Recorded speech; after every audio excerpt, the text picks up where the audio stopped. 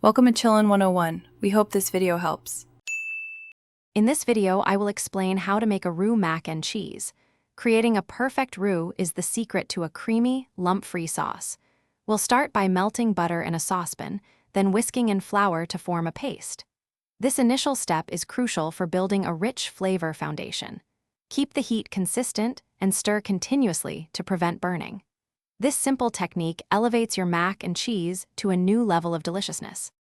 Once your roux is ready, it's time to transform it into a luscious cheese sauce. Slowly pour in warm milk, whisking vigorously to avoid any lumps. The sauce will begin to thicken as it heats, so keep stirring until it coats the back of a spoon. Remove the pan from the heat before adding your shredded cheese in small batches. This prevents the cheese from seizing and ensures a smooth, velvety texture.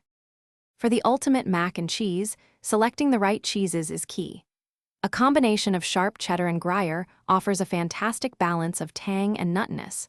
Stir the cheese until it's fully melted and incorporated into the sauce. Now, season your sauce with salt, pepper, and a touch of mustard powder. This small addition enhances the cheese flavor without making the sauce taste like mustard.